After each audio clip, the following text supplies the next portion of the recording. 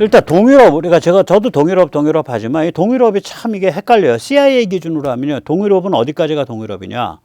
러시아, 벨라루스, 그 다음에 우크라이나, 그 다음에 에스토니아, 라트비아, 리투아니아.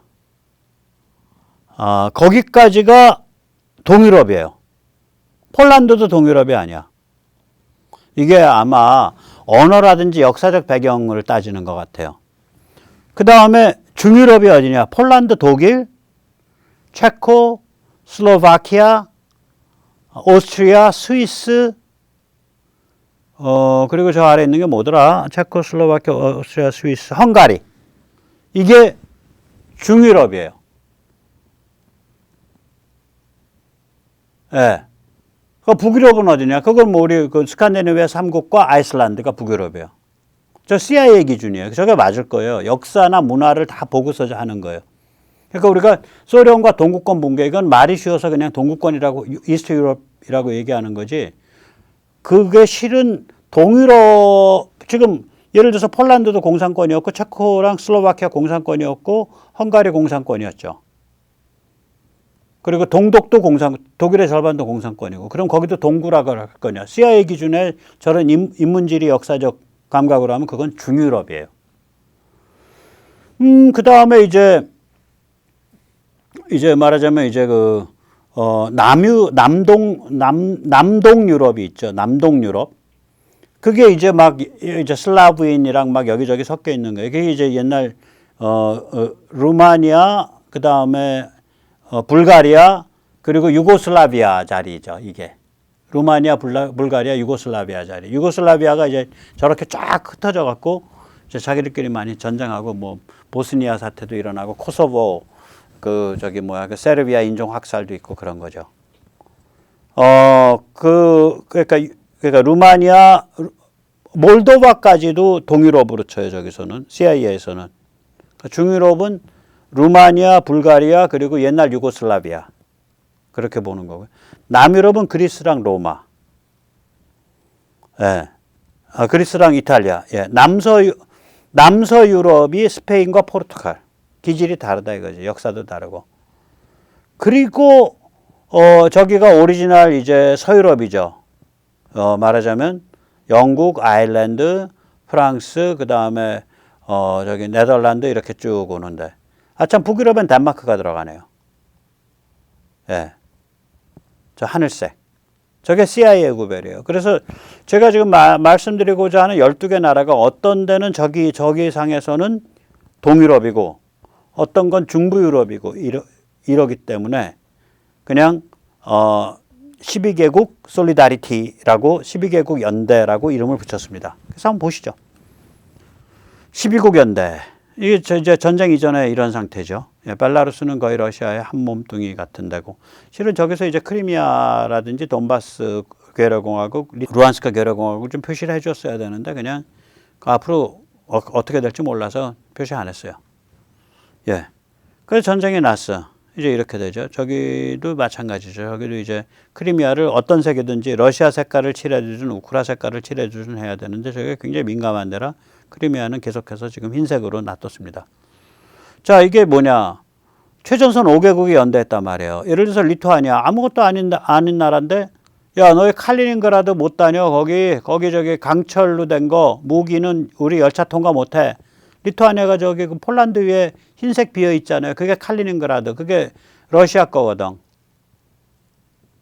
그, 나치로부터 뺏은 거 아니야, 러시아가. 2차 세계대전 때 그러고 틀어 앉은 거죠. 그 리투아니아잖아. 그래서 그 러시아 쪽에서 열차가 벨라루스 거쳐서 리투아니아 걸쳐서 칼리닝그라드 들어가거든요. 요번 전쟁 터지니까 그렇게 삐댔잖아. 에스토니아, 라트비아, 리투아니아. 저기는 진짜 목숨 내놓고 지금 개기고 있는데요. 러시아에 대해서. 폴란드도 마찬가지죠. 벨라루스는 폴란드랑 다를 거 없으니까.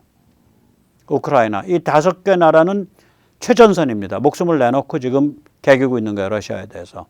그래서 탈탈 털어서 다 주고 있죠. 우크라이나에. 네. 그 다음에 이제 조금 있으면 우리 슬로바키아에서 이제 전 세계 빌려가지고 국방부 장관이랑 핵심 인원들이 쫙 가서 무기사 간다 그러죠. 저 슬로바키아요, 꽤 잘 사는 나라입니다. 거의 3만 달러 가까이 되고요. 1인당 명목 GNP가. 실제 구매력 지수는 3만 8천 달러 정도 돼요. 우리랑 비슷해요. 구매력으로 따지면 우리보다 좀 낮지만. 그리고 체코보다 훨씬 더 안정되어 있고요. 굉장히 아름다운 데요. 산이 많고 스위스 같아요. 스위스보다 낮은 산으로 아기자기하게 아름다워요. 체코는 좀 살벌한 데고요. 아무튼 체코, 슬로바키아. 저 중에서 제일 지금 속 썩이는 데가 헝가리죠. 헝가리가 러시아 지지하고 있죠. 그러나 에르도간 저러다가 오래 못 가요. 헝가리가 그럼 다시 제 자리를 찾아올 거라고요. 루마니아는 지금, 루마니아, 몰도바는 내놓고서 지금 우크라이나 지원하고 있고요. 그 다음 불가리아도 뭐 그럴 거고요. 그럼 이 6개 나라가, 헝가리만 정신 차리면 이 6개 나라가 후방 6개국이에요. 아까 전방 5국, 후방 6국. 체코, 불가리아, 헝가리, 루마니아, 몰도바, 불가리아. 예, 체코, 슬로바키아, 헝가리. 예, 예. 후방 6국이죠. 이게 이제 올해 말쯤 되면은 이런 분위기로 딱 정리가 돼요. 헝가리가 좀 왔다 갔다 하는데 헝가리도 결국은 친러를 더 이상 못 한다고요. 그 다음에 이제 2, 3년 내에 무슨 일이 벌어지겠어요? 벨라루스죠. 벨라루스에 자유혁명이 일어나죠. 벨라루스 지금 2020년에서 1년 동안 걸쳐서 유혈 진압이 있었잖아요. 부정선거에 항의하는 국민들의 한 3, 4%가 참여하는 대규모 시위, 예, 그거에 대해서 어마무시한 대규모 시위예요. 그러니까 신정부가 구성이 될 거고 솔리다리티에 합류를 할 겁니다. 그래서 12개국 솔리다리티가 형성이 되죠. 왜 솔리다리티라 그러냐? 연대라는 뜻이죠. 1980년대 이제 그쪽 소련권에서 민주화 운동이 아직 일반화되기 전에, 그게 1989년부터 일반화됐거든요. 그래서 89년에 헝가리하고 제일 먼저 일어난 데가 헝가리하고 동독이죠. 그 전에 이미 83년, 84년 이럴 때부터 폴란드에선 자유노조 운동이 있었습니다. 그 자유노조가 이름이 솔리다노스크예요. 솔리다노스크. 그게 솔리다리티란 뜻이에요. 연대. 이게 폴란드 민주화의 주역이고요. 이걸 이끌었던 사람이 바웬사고, 아마 바웬사가 초대 대통령인가 했을 거예요. 저런 그 성숙한 흐름이 있었기 때문에 폴란드가 올리가크가 형성이 안 됐어요. 그러니까 이 그 공산주의가 무너지고 이것이 시장 경제로 넘어올 때 이제 뭐 옛날 비밀 경찰, 옛날 고급 당원 중심으로 해가지고 이제 돈 되는 거 빼갖고 그게 갑자기 졸부로 형성되잖아요. 그 올리가크가 그거거든요. 부패죠. 부패와 졸부의 그건데 동구권이 다 그 문제가 있어요. 제일 심한 데가 루마니아하고 우크라이나예요. 굉장히 심해요. 그 올리가크 문제, 부패의 문제가. 폴란드가 그거로부터 상당히 벗어나 있습니다. 저 벗어나 있는 이유가 저 때부터 이미 저런 그 민도가 올라와 있었던 거예요. 공산체제 아래서 80년대에 이미 민도가 올라와 있었던 게 폴란드는. 그래서 이번에도 보면은 굉장히 전략적으로 아주 발빠르게 움직이잖아요. 폴란드가. 역시 그런 저력이 있는 거예요. 이제 마지막 말씀드리겠습니다. 이 12국 솔리다리티가 러시아를 순화시킬 수 있습니다. 아까도 말씀드렸지만 12국 솔리다리티는 전선 5개 나라, 그러니까 발틱 3국, 폴란드, 우크라이나, 후방 6개국, 체코, 슬로바키아, 헝가리, 몰도바, 루마니아, 불가리아. 그리고 나서 자유화되는 벨라루스. 그래서 12개 나라인데 중심국가는 폴란드입니다. 그래서 한국 폴란드 동맹이 엄청 중요합니다. 저 12개 나라를 이끄는 맏형이 폴란드입니다. 그래서 제가 우크라이나에 무슨 무기를 직판하면 절대 안 된다. 폴란드를 통해서 팔아야 된다. 우크라이나가 우리랑 언제 신용을 쌓냐. 언제 신용을 쌓 지금 위대한 국민이 돼가는 거지. 우크라이나에 대해서는 심지어 그런 말을 해요. 평론가들이. 우크라이나 전쟁에 대해서 굉장히 우크라이나를 지원하는 평론가도 지금 서방에서 우크라이나에 지원이 들어갈 때, 앞으로 복구 지원이 들어가거나 할 때 돈으로 주면 안 된다. 저기는 부패가 심한 나라여서 돈으로 주면 증발한다, 중간에. 프로젝트로 들어가서 직접 프로젝트를 해주든지 현물로 줘야 된다. 그래도 현물은 증발 안 하는 모양이에요. 아프리카 국가는 현물도 증발합니다. 동으로 되어 있는 동국기가 이만한 그런 전선들, 그 집채만한 둥근 통에 말려갖고 딱 배에 들어가면요. 창고 뒤편에서 바로 도끼로 짜게 가지고 파동 만들어요. 그 비싼 걸. 그러니까 카파 스크랩, 동 스크랩. 그 비싼 걸. 나이지리아 같은 데 그런 거 들어가면 그냥 도끼로 찍어서 이게 이만하니까 그냥 보통으로 안 돼. 그라인더나 도끼로 찍어야 돼요. 자른 다음에 옆에서 이게 칼 짜고해갖고 벗겨서 그냥 동심 이만한 거 뽑아갖고 세상에 그 비싼 전기동을. 그러니까 전기동 비싸거든요. 그래서 90%가 증발하잖아요. 현물로 집어넣어도 아프리카가. 우크라이나는 그 정도는 아니에요. 현물은 100% 가는 모양이에요. 근데 캐시는 안 된다는 거예요. 근데 그 사람이 하루 종일 우크라 전쟁을 우크라 사람들을 위해서 하고 있는 에스토니아 사람이에요. 매일매일. 그런데도 그 말을 하더라고요. 그 정도로 아직 뭐가 이렇게 기본이 안 돼 있는데요. 이번 전쟁을 통해서 기본이 형성될 겁니다. 우리가 뭐 6.25 전에 기본이 돼 있었겠어요. 우남 이승만 대통령이 있으니까 나라꼴 갖춰가지고 6.25 이긴 거지. 그 리더들이 괜찮았기 때문에, 좋았기 때문에, 훌륭했기 때문에. 국민 민도로 보면 뭐 기본이 돼 있었겠냐고. 지금 우리랑 비교를 해보면 우리 선배 세대들이 정말 언제 투표를 해봤고 언제 국민국가를 만들어 봤어요. 그 망할 놈의 조선 다음엔, 잘 망한 조선 다음에는 일제인데. 우크라이나도 우리가 겪었던 그런 과정, 그런 성장 과정을 겪고 있는 거예요. 따라서 이 공기를 잡아줘야 돼. 거기다가 중요한 게 뭐냐. 아까도 말씀드렸잖아요. 미국이나 서방의 지금 구도는 뭐냐면 신속 선멸이 아닙니다. 우크라이나 만약에요. 우리 자주포 200문 들어가고요. 포탄 한 10만 발 들어가고요. 뭐 10만 발, 100만 발 들어가고 우리 포탄, 자주포 포탄. 그다음 우리 천무 다연장 로켓 한 200 발사대 들어가고 거기에서 쏠 거 한 10만 발, 100만 발 들어가면요. 10만 발 들어가면 그날로 끝나요. 전쟁. 섬멸해버려. 천궁 집어넣으면 그날로 제공권 딱 장악하고 우크라이나 비행기 막 떠서 상대방 다 죽여버려. 천궁 달라. 천무 달라. 이러고 있잖아.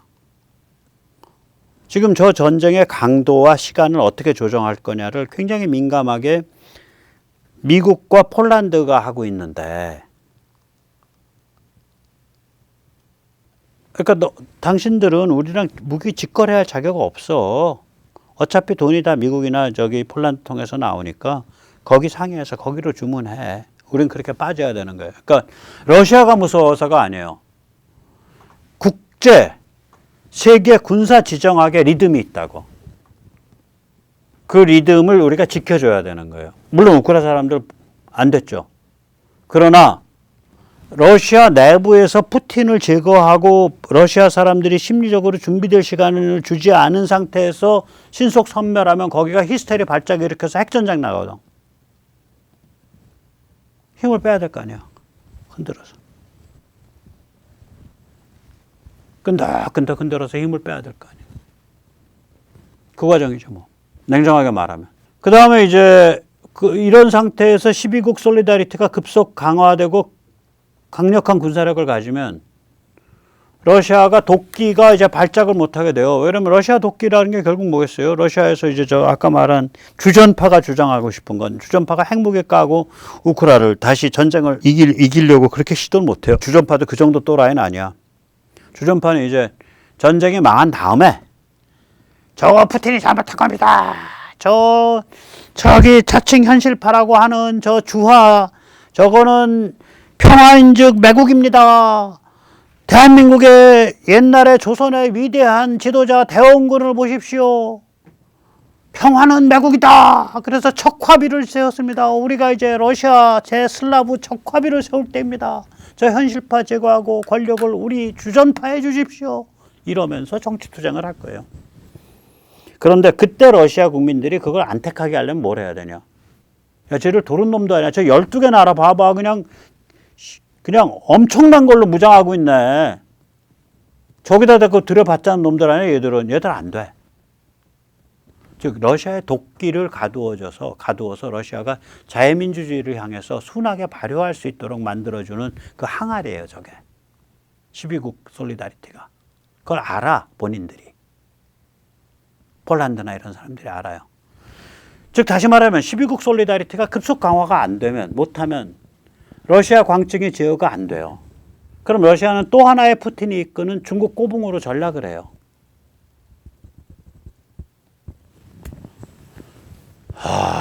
그러니까 저 12국 솔리다리티가 얼마나 중요한지 아시겠죠. 우리는 물론 저기에도 뭐 빨리빨리 신속 정확하게 좋은 무기, 가성비 좋은 무기 팔아서 우리는 방산 좋으니까 좋아.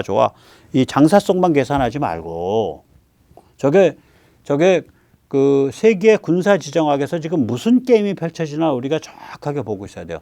만약에 저 12국 솔리다리티가 급속하게 군사적으로 체제적으로 안정되질 않으면, 강화되질 않으면 러시아를 순화시키는데 상당히 애를 먹는 거예요. 반면에 저 12국 솔리다리티가 누가 봐도 야, 한국에 주문했더니 마씨 그냥 우리 전차는 그냥 한 10대 박살낼 수 있는 K2 전차라는 화끈한 전차가 세상에 어떻게 그냥 한 번에 128대가 오냐.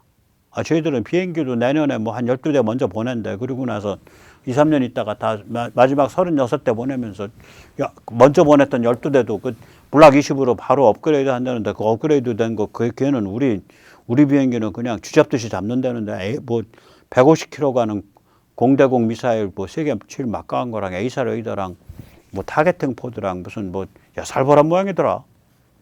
그런데 쟤들 미쳤냐? 저 주전파 애들. 그거 상대로 해서 뭐 하자는 거야? 야, 현실파가 오라. 그렇게 가는 거예요, 게임이. 그러니까 러시아는 어차피 지금 사람들은 야, 우리 러시아가 어떤 나라인데 우리가 전쟁에 졌으면 졌고 우리가 차라리 유럽을 섬기고 살지 어떻게 중국 꼬붕을 하냐 이런 마음들이 일각에 다 있어요. 거기에다 그 마음의 바탕에다 플러스 야, 이왕이면 아예 서방이랑 이번에 자유민주 방향으로 해서 트고 살자. 우리 자유민주 방향 한번 정치개혁 한번 해보자. 이것까지 마음이 들도록 하면 그게 인류의 홍복인 거예요. 그 홍복을 만들어내려면 그 발효 항아리가 제대로 만들어져야 돼. 그 발효 항아리의 이름이 12국 솔리다리티예요.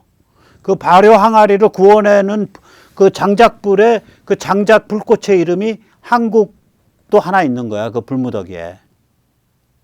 비유적으로 말하면 그런 거예요, 이게 지금. 그리고 이렇게 돼서 이제 러시아가 좋게 이제 발효되는 그 프로세스로 딱 들어갈 수 있으면 미국 입장에서 뭐냐. 군사력과 군사기술을 중국을 향해서 딱 집중시킬 수 있게 돼요. 미국의 지금 군사력과 군사기술의 문제가 뭐냐면요. 우리 항모랑 비슷해요. 항모는 세계 어디든 아니에요. 미국이 세계 어디든이거든. Anywhere. Any theater. 그러니까 어디에 있던 전구든, 어디에 있던 전장이든, 전구라 그러죠. 시군구 할 때 구자 쓰죠. 어디에 있던 전구든, 전쟁 구역이든. 그 다음에 any type of warfare. 어떤 종류의 전쟁이든, 그게 뭐 급조 폭발물, IED를 주로 상대해야 되는 무슨 아프간 탈레반을 상대로 한 전쟁이든 아니면은 뭐 ISIS를 상대로 한 전쟁이든 아니면은 뭐 시리아를 상대로 한 전쟁이든 전쟁이 각각 양상이 좀 다르단 말이에요. 아니 북한을 상대로 한 전쟁이든 그러니까 어떤 세계 어느 나라에서 어느 지역에서 펼쳐지는 어떤 형태의 전쟁이든 다 커버할 수 있어야 된다. 그게 미국의 군사력과 군사기술의 최대 고민이에요. 전장이 정해지고 전쟁의 형태가 정해지면 딱 거기에 맞춰서 쫙 송곳으로 찌를 수 있어요. 미국 같은 힘과 기술이 있으면. 그런데 이게 팔방민이어야 돼. 그 골아파지는 거예요. 미국이 이때까지 고민이 그거였던 거예요. 그런데 만약에 유럽 쪽에서 12국 솔리다리티가 만들어져서 러시아가 딱 순치되는 그런 틀이 짜였어. 그러면 앞으로 미국은 뭐에 집중할 수 있게 되냐? 서태평양 중국 마비 봉쇄입니다. 그래서 PTPB예요. Pacific Theater. 전구는 태평양, 그 중에서도 Western Pacific, 즉 다시 말해 동아시아.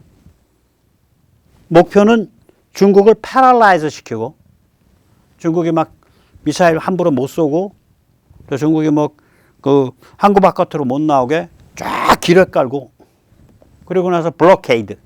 중국으로 비행기도 못 들어가, 비행기도 못 나와, 배도 못 들어가, 배도 못 나와. 이 상태 딱 만들어버리는 거라고. 무서운 얘기 드리는 겁니다. 전쟁의 형태가 어떤 형태가 될지 모르고 전쟁이 어디서 벌어질지 모르는 상태에서 내가 어떤 군사력을 갖춰야 돼. 그러면 답이 없어요. 답이. 그런데 전쟁의 형태가 중국 마비 봉쇄고 이뤄내야 될 목표가 중국이 꼼지락달싹 못하게 딱 마비시켜 놓고 바다에다 쫙 깔아가지고 봉쇄해 버리는 거. 하늘 딱 봉쇄해 버리는 거. 전쟁이 펼쳐지는 곳이 서태평양 동아시아고. 제가 이걸, 미국이 이 전장과 전쟁의 형태에 대해서 고민을 많이 하고 있구나를 느끼는 게 몇 가지 예를 들어 드릴게요. 일단 어저께도 잠깐 말씀드렸는데, NGAD. 미국에서 지금 개발하는 차세대 전투기가 4,500에서 5,500km 정도 가는 거예요, 최소.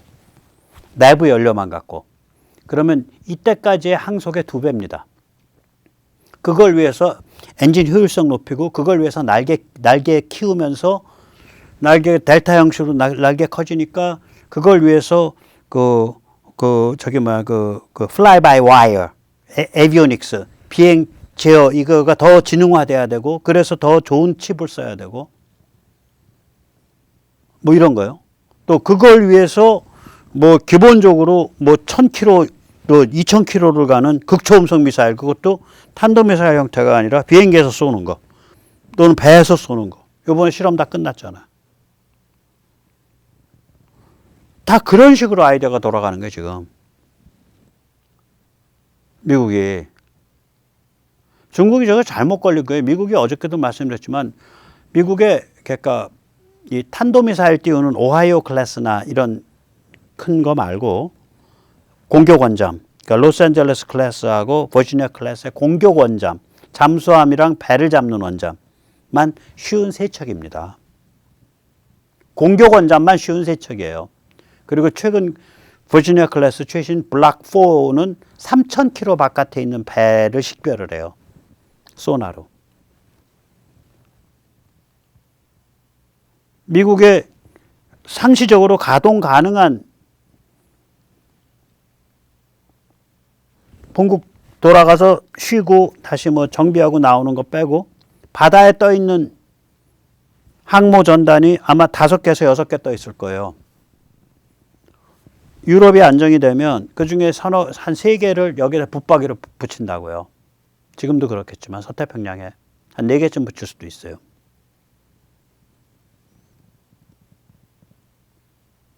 원잠을 쉬운 5개 중에 35대 정도를 깔 수가 있어요. 요번에 개발해서 올해부터 양산 들어가는 오르카 5, 6개월마다 한 번씩 물 밖에 나오고 한 번 들어가면 10,000km를 들어가는 대형 무인 잠수정 그걸 한 100척을 깔아버릴 수 있다고요. 중국 앞바다로.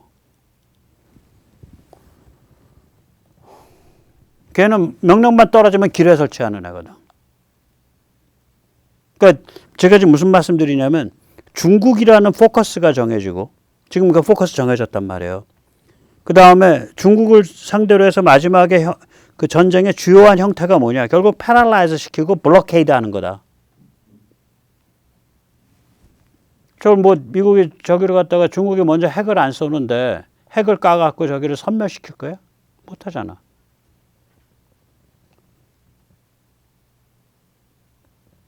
중국 입장에서는 패럴라이즈 돼서 딱 블로케이드 되면 미국을 핵으로 깠다가는 그 블로케이드 풀어줄 놈이 없어져 갖고 자기가 숨막혀서 죽어요. 길에 아무나 제거하나? 길에 어디 들어있고 어디 있는 거 다 아는 데만 하는데? 그래서 이게 게임이 달라진 거예요. 군사 전략 개념이 미국의 전략 개념이 달라진 거예요. 시어터가 바뀌었고 그러니까 전구가 유럽 중심에서 서태평양 중심으로 확실히 온 거고 요번에 저 12국 솔리다리티에서 완전히 올 수 있게 되는 거예요. 저기 이제 신경 거의 안 써도 되게 돼요. 12국 솔리다리티가 딱 굳혀지면. 저 굳혀질 때 저 12개국이 새로 사들이는 군비의 절반은 한국산이 될 거라고요. 저게. 가성비 제일 높고 제일 신속하게 공급되니까. 액수 기준 절반이 한국산이 될 거예요. 12국 솔리다리티 딱 굳혀지고 신경 안 쓰고 중국만 바라보고 있으면 돼. 이제 중국만 딱 겨냥하면 돼. 그러니까 패시픽 시어터에다가 그 핵심적 전략적 그 양상은 뭐냐? paralyze, 마비, blockade, 봉쇄. 그렇게 되는 거죠.